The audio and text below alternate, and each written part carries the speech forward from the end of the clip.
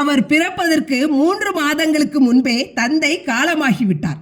தாயார் மறுமணம் செய்து கொண்டார். இதனால் தாய் வழி பாட்டியிடமே அவர் வளர வேண்டியதாயிற்று. 9 ஆண்டுகளுக்கு மேலாக அவர் தன் தாய் முகத்தை பார்க்கவே இல்லை. பாட்டி மிகவும் அன்பாக கவனித்துக் கொண்டார் என்றாலும் அவருக்கு பெற்றோரை பிரிந்து வாழும் வாழ்க்கையால் தன் மதிப்பு குறைவாகவே இருந்தது. தான் ஒரு திறமை குறைவான சிறுவன் என்றுதான் அவர் தன்னை பற்றி எண்ணிக்கொண்டிருந்தார்.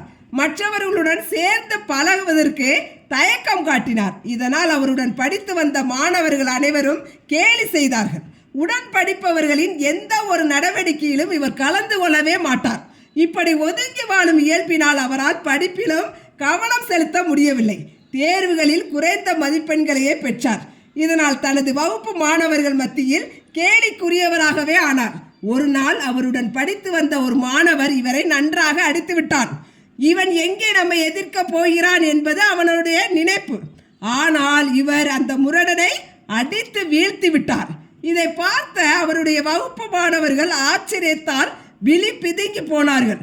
அவருக்கே கூட இது பெரும் வியப்பை தந்தது.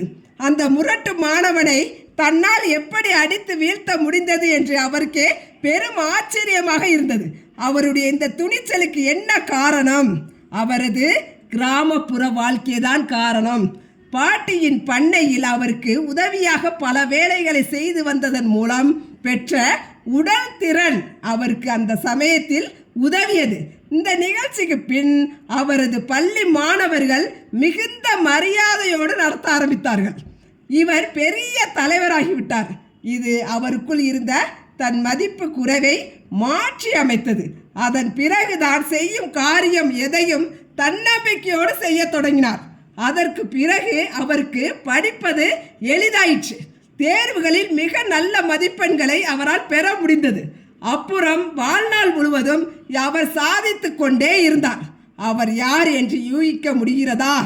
புவியீர்ப்பு விசையை கண்டறிந்து சொன்னவர், வெள்ளை ஒளியில் 7 வண்ணங்கள் இருக்கின்றன என்பதை நிரூபித்தவர், கால்குலஸ் என்னும் கணித வகையை அறிமுகம் செய்தவர். அவர்தான் சர் ஐசக் நியூட்டன்.